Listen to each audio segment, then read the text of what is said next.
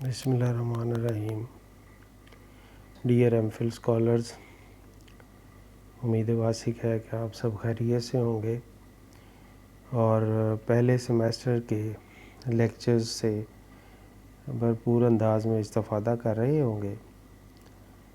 تو اصول تحقیق و تدوین کورس کوڈ 581، اس کورس کا ماحصل طلباء میں تحقیق کے بنیادی تصور کو واضح کرنا اور علم و ادب میں تحقیقی شعور کی اہمیت کو اجاگر کرنا ہے.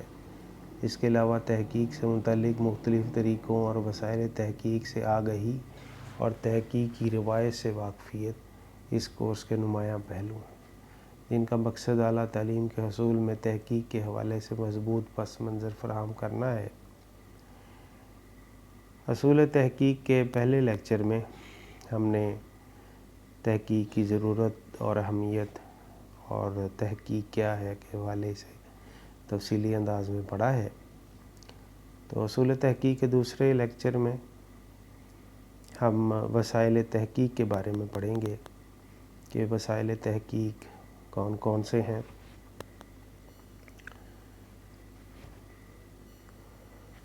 تو وسائل تحقیق میں سب سے پہلے لغات یعنی کہ ڈکشنریز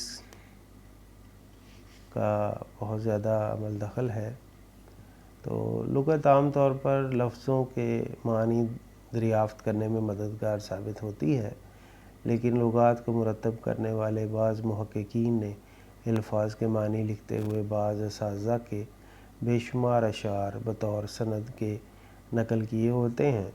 یوں ان اساتذہ کا کچھ نہ کچھ اہم اور نایاب کلام ان لغات میں محفوظ ہو جاتا ہے جو کسی دوسرے ذرائع سے دستیاب نہیں ہو سکتا. اس لیے لغات کا ادبی تحقیق میں بطور ماخذ بہت اہم مقام ہے. تحقیق کار زبان کے درست استعمال کے لیے لغات سے رہنمائی حاصل کرتا ہے. روزمرہ محاورہ، لفظی ترکیب اور دیگر لسانی ضروریات کو پورا کرنے کے لیے لغات سے ہی استفادہ کیا جاتا ہے. اس کے بعد دوسرا جو تحقیق کا وسیلہ ہے وہ انسائکلوپیڈیاز ہیں. انسائکلوپیڈیا انگریزی زبان کا لفظ ہے. اردو میں اسے مخزن علوم یا قاموس العلوم کہتے ہیں. یہ ایک ضخیم کتاب ہوتی ہے جس کو بلند پایہ عالم و محقق پیش کردہ معلومات کو حروف تہجی کے اعتبار سے مرتب کرتے ہیں. انسائکلوپیڈیا برٹانیکا، ویکیپیڈیا، دائرۃ المعارف اس حوالے سے مشہور ہیں. تحقیق کار کے لیے ان سے استفادہ کرنا ضروری ہوتا ہے کیونکہ اس کے لیے ان میں تاریخی، جغرافیائی، سوانحی، سیاسی، سائنسی، مذہبی اور عمومی معلومات کا بے بہا ذخیرہ موجود ہوتا ہے. اس کے بعد فرہنگ ہے. فرہنگ کے ذریعے کسی تخلیقی متن میں شامل مشکل الفاظ، محاورات اور اصطلاحات کی تفہیم یا تشریح کی جاتی ہے. اگر متن میں کوئی لفظ یا محاورہ روزمرہ کے استعمال کے خلاف آئے اسے بھی آسان اور قابل فہم بنا کر فرہنگ میں شامل کیا جاتا ہے. لفظ یا الفاظ کے مفہوم یا معنی اگر ایک سے زیادہ ہوں تو ایسی صورت میں ان کے درمیان میں کوما کا استعمال کیا جاتا ہے. کلاسیکل تخلیقی ادب کے آخر میں تو فرہنگ دینا انتہائی ضروری ہے. مثلاً کلاسیکل نثری اور منظوم داستانوں میں کسی چیز کا ذکر ایک سے زائد اقسام میں کیا جاتا ہے. اس طرح داستانوں اور مثنویوں میں اصطلاحی الفاظ کثرت سے موجود ہوتے تھے. وہ الفاظ جن کا استعمال کم ہو یا متروک شدہ ہوں ان کا استعمال بھی ملتا ہے. غیر مانوس محاورے اور ضرب الامثال کہاوتیں بھی پائی جاتی ہیں. عربی فقرے، آیات، جملے اور اشعار کے مصرعے بھی ملتے ہیں جن کا مفہوم فرہنگ کے ذریعے دیا جانا ضروری ہوتا ہے. فرہنگ کو ترتیب دیتے ہوئے تحقیق کار کو تمام مشکل الفاظ کو شامل کرنا چاہیے۔ الفاظ کا تلفظ وہی ہو جو متن میں استعمال ہوا ہے۔ تلفظ کی تجدید کر کے حال کے مطابق نہ کیا جائے۔ فرہنگ میں لفظ یا الفاظ کے وہی معنی دیے جائیں جو تخلیقی متن میں مراد لیے گئے ہوں۔ ان کے علاوہ دوسرے مطالب نہ لیے جائیں۔ فرہنگ تمام تر الفاظ یا لغات کے لیے نہیں بلکہ صرف ایک متن سے متعلق ہوتے ہیں، لہذا اس کے معنی درست انداز میں دیے جائیں۔ یہ نہیں ہونا چاہیے کہ متن کے سیاق و سباق کو مد نظر رکھ کر اندازے سے ان کی فرہنگ لکھ دی جائے۔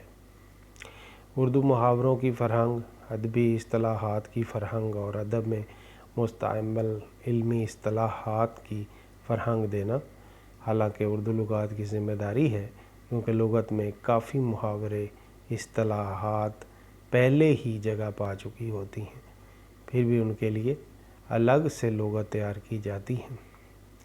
اس کی وجہ یہ ہے کہ لغت میں صرف مفرد الفاظ یا دو الفاظ کے مرکبات کو ہی شامل کیا جاتا ہے، جبکہ محاورے، اصطلاحیں ضرب الامثال اور طویل جملوں کی شکل میں ہوتے ہیں۔ مقالے میں فرہنگ حاشیہ میں دی جاتی ہیں اور مقالے کے آخر میں بھی ترتیب سے شامل کی جا سکتی ہیں۔ اس کے بعد کتب خانے ہیں۔ کتب خانہ یا لائبریری کسی مہذب معاشرے کی پہچان ہوا کرتی ہے۔ لائبریری کا لفظ لبرا سے مشتق ہے۔ لبرا لاطینی زبان کا لفظ ہے۔ لائبریری یا کتب خانے کی تعریف یوں کی جا سکتی ہے کہ وہ جگہ جہاں مطالعہ و حوالہ کی ضروریات کو پورے کرنے کے لیے علمی و ادبی مواد کو منظم طریقے سے جمع و محفوظ کیا گیا ہو۔ کتب خانے کی اہمیت و افادیت کا اندازہ اس بات سے لگایا جا سکتا ہے کہ یہ قلمی نسخوں، نادر مخطوطوں، مطبوعہ تحریروں اور غیر مطبوعہ علمی و ادبی مواد کے علاوہ کتب خانے ہر طرح کی کتب کی فراہمی کا مرکز ہوتے ہیں۔ اس کے علاوہ سمعی و بصری مواد بھی دستیاب ہوتا ہے۔ پاکستان کے اہم کتب خانوں میں Quaid Azam library, Lahore Punjab public library, Dyal Singh library, Punjab university, J C university Lahore, Karachi university library, central library Bahawalpur زیادہ اہم ہے۔ تو اس کے بعد رسائل و جرائد ہیں۔ تو رسائل دستاویزی تحقیق میں ہفتہ وار، 15 روزہ، ماہ نامے، 2 ماہی، 6 ماہی، 6 ماہی اور سال نامے تمام رسائل حوالہ جاتی مواد کے زمرے میں آتے ہیں۔ ادبی تحقیق میں بھی رسائل کی بہت اہمیت ہے، کیونکہ موجودہ دور میں تحریریں بالعموم پہلے رسائل میں ہی شائع ہوتی ہیں۔ ان میں مختلف ادیبوں اور شعراء کرام کا کلام بھی محفوظ ہوتا ہے۔ رسائل میں مصنفین کی بیشتر تحریریں ایسی ہوتی ہیں جو ان کی کتب میں شامل نہیں ہوتی۔ ان رسائل کی مدد سے ہی ادیب اور شاعر حضرات کی غیر مدون تحریروں کو کتابی صورت میں شامل کیا جاتا ہے اور شائع کیا جاتا ہے۔ ان کی اہمیت اپنی جگہ مسلم ہے اور ان سے بھی محقق اپنے مقالے کے موضوع سے متعلقہ مواد حاصل کرتا ہے۔ اخبارات یعنی روزنامے واقعات اور حقائق کو محفوظ کرنے کا ایک اہم ذریعہ ہیں۔ اخباری اطلاعات رپورٹر حاصل کرتے ہیں۔ وہ واقعات و حقائق کو غلط بھی درج کر سکتے ہیں یا رپورٹر کسی مصلحت کی وجہ سے محض ایک خاص حصہ ہی نمایاں کرتا ہے، لیکن اس کے باوجود محتاط تجزیہ کر لینے سے اخبارات بھی اہم ماخذ بن سکتے ہیں۔ بعض صورتوں میں جب اصل ریکارڈز تک رسائی حاصل نہ ہو سکے تو اخبارات ہی معلومات حاصل کرنے کا ذریعہ ہوتے ہیں۔ اخبارات کسی ملک کی روزمرہ اور سماجی صورتحال پر روشنی ڈالتے ہیں۔ ان کے پرانے شمارے اور جلدیں قارئین اور تحقیق کاروں کے استفسار کی بڑی حد تک تسلی بخش جواب ہوتے ہیں۔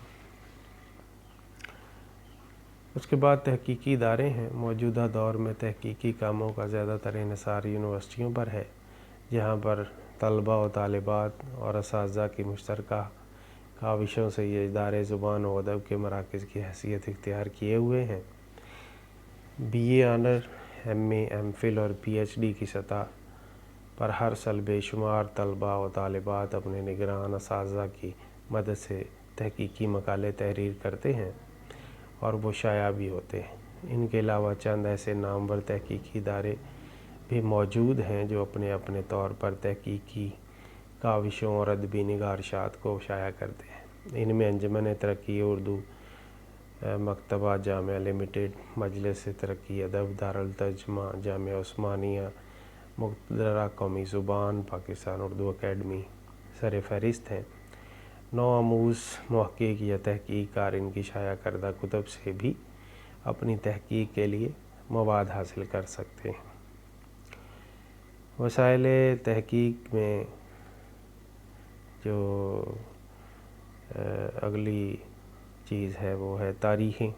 ہر ملک و قوم کی طرح زبان و ادب کی بھی تاریخیں لکھی گئی ہیں جو اس کے آغاز و ارتقاء کا علم فراہم کرتی ہیں۔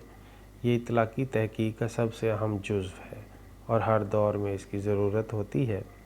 تحقیق کار جب تحقیقی میدان میں اترتا ہے تو جہاں تک دوسرے ماخذات کی اس کی مدد کرتے ہیں، ادبی تاریخیں بھی تحقیق کار کے لیے ایک مستند حوالہ بنتی ہوئی ظاہر ہوتی ہیں۔ ادبی تاریخوں کا اہم مقصد ماضی کی بازیافت ہوتا ہے۔ یہ گزرے ہوئے زمانوں کو زندہ و جاوید کرتی ہیں۔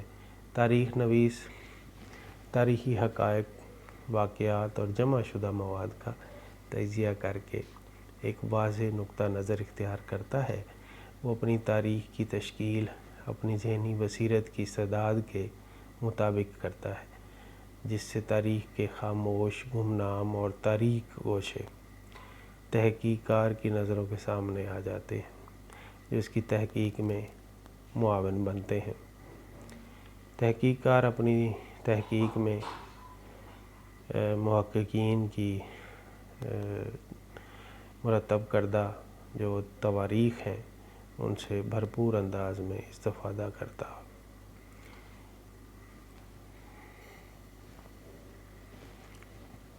تو ان عوامل سے بہترین انداز میں تحقیق کو بہتر بنایا جا سکتا ہے۔ اس کے بعد ہے تذکرے۔ تذکرہ عربی زبان کا لفظ ہے جس کے معنی یاد کرنا، ذکر، سرگزشت، خیال لانے اور یادگار کے ہیں۔ اصطلاحی معنوں میں تذکرے سے مراد ایسی کتب ہیں جس میں اہم شعراء کے حالات و سوانح اور ان کے منتخب اشعار کے نمونے اہم معلومات کے ساتھ حاصل ہوتے ہیں۔ اردو تذکرے فارسی تذکروں کی تقلید میں تحریر ہوتے ہیں۔ ادبی تاریخ نویسی کے لیے تذکرہ ایک اہم ماخذ کی حیثیت رکھتا ہے۔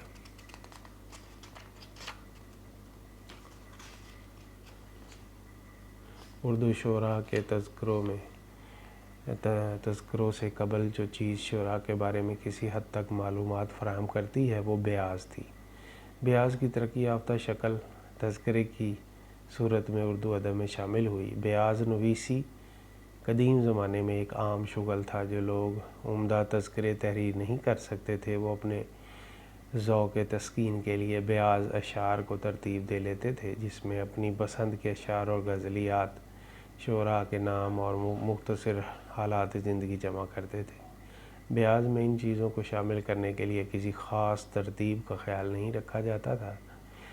تو تذکروں کی ایک قسم بزرگان دین کے حالات زندگی، تبلیغ علم کے لیے ان کی کاوشیں، ان کے ارشادات کے مجموعات کی بھی ہے۔ تذکروں میں نہ صرف شعراء، ادباء، علمی اور روحانی شخصیت کے حالات زندگی اور کارناموں پر روشنی ڈالی جاتی ہے، بلکہ ان سے متعلقہ دور کی معاشرت، سیاست، ثقافت، تہذیب و تمدن اور روزمرہ زندگی کے علاوہ ادبی رجحانات، رویے اور لوگوں کے مزاج کے متعلق بھی معلومات کا ذخیرہ جمع ہوتا ہے۔ تذکرے شخصیات کو زندہ و جاوید بنانے کے ساتھ ساتھ ان کی تاریخ میں حیثیت و مرتبے اور مقام کا تعین بھی کرتے ہیں۔ موجودہ دور میں تذکرے کی اہمیت تسلیم شدہ ہے۔ اعلیٰ ادبی، تحقیقی و تنقیدی رجحانات رکھنے والے محققین اس کی اہمیت و افادیت سے انکار نہیں کر سکتے۔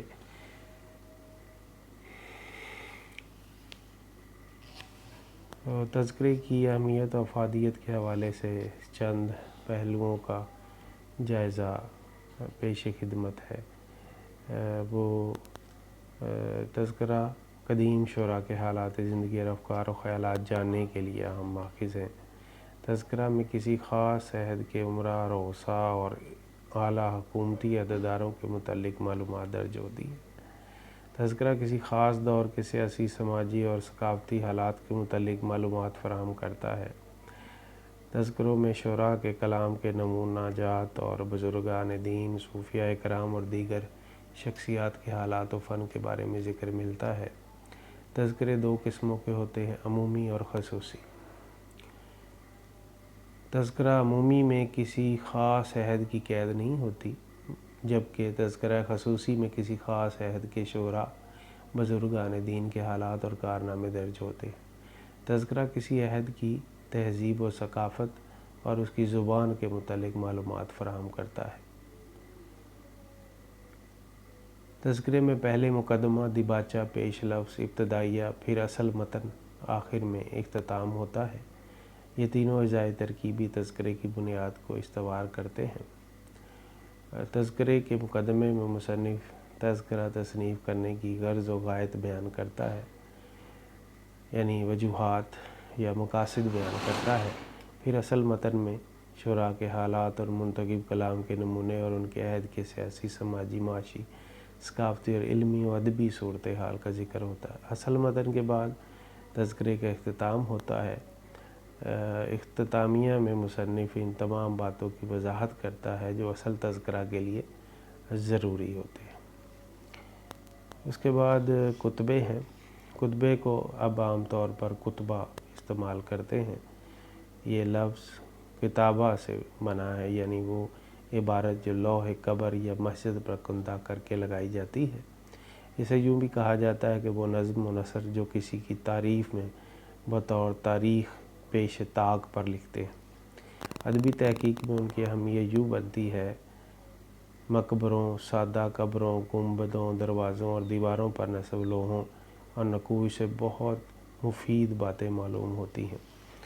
اردو ادب کے کئی ادیبوں کی قبروں پر نصب لوحوں سے ان کی صحیح تاریخ وفات کا علم ہو جاتا ہے، کیونکہ انہیں قبر کے تیار ہونے کے فوراً بعد نصب کیا جاتا ہے۔ یہی وجہ ہے کہ یہ عام حالات میں غلط نہیں ہو سکتی، اس لیے ان کتبوں کو بالعموم معتبر ہی سمجھا جاتا ہے۔ اس کے بعد ہیں یادداشتیں۔ عمومی طور پر یادداشت کے معنی حافظہ اور یاد رکھنے کا نشان کے لیے جاتے ہیں۔ یادداشتیں ان ریکارڈز کو بھی کہا جاتا ہے جن کی بنیاد ان واقعات کی یادداشت یا رپورٹ ہو جو کسی مصنف کی زندگی، اس کے مشاہدات یا اس کے متعلق کوئی خاص اطلاع ہو۔ الفاظ دیگر یہ بھی اس طرح بھی کہا جا سکتا ہے کہ یادداشتوں سے کسی مصنف کی زندگی کے بارے میں حتمی معلومات فراہم ہوتی ہیں۔ یادداشتوں کا تعلق زیادہ تر مخطوطات کے ساتھ ہوتا ہے۔ مخطوطے کے سرورق یا حاشیوں میں خود مصنف یا اس مخطوطے کا کوئی بھی قاری متن سے متعلق اپنے تاثرات یا چند دوسری معلومات درج کر دیتا ہے۔ متن کے آخر میں خالی صفحہ بار یا جلد بندی کرتے وقت جلد ساز کتاب کے آخر میں چند زائد صفحات لگا دیتا ہے۔ ان پر قاری اپنی اہم یادداشتیں تحریر کر لیتے ہیں، کیونکہ کتاب کے آخری صفحات کے گم ہونے کا خدشہ نہیں رہتا، لہٰذا وہ اہم اور مفید یادداشتیں ان کے صفحات میں محفوظ رہتی ہیں۔ یادداشتوں کو محفوظ کرنے کے لیے کئی طریقے اور ان کی کئی اقسام ہو سکتی ہیں۔ مثلا مخطوطے کے اختتام پر اور کبھی کبھار مخطوطہ کے سرورق پر بھی مخطوطے کا مالک اپنی ملکیت ظاہر کرنے کے لیے ایک لفظ مالکہ یعنی اس کا مالک لکھتا ہے اور بعد میں اپنا نام لکھ دیتا ہے۔ اگر مخطوطے کا کاتب اپنے لیے مخطوطہ نقل کرتا ہے تو وہ ترکیمیں یعنی وہ لفظ یا الفاظ یا منشور یا منظوم عبارت ترکیمہ کہلاتی ہے جو مخطوطے کا نقل نویس متن کے اختتام پر لکھتا ہے۔ اس میں اس کاتب کا نام اور تاریخ نقل بھی شامل ہوتی ہے، تو اس میں اس کی اطلاع ان الفاظ میں فراہم کر دی جاتی ہے۔ لائبریریوں میں ایسے مخطوطہ جات خاصی تعداد میں موجود ہے جن پر انہیں فروخت یا خریدنے والے کا نام بطور یادداشت درج ہے۔ تحقیق کار میں ان یادداشتوں سے تاریخ کے بعض اہم واقعات اور افراد کے بارے میں اہم معلومات حاصل ہوتی ہیں۔ اس کے ساتھ ساتھ ماضی کی تاریخ کے بعض اہم تاریخ پہلوؤں کا بھی انکشاف ہوتا ہے۔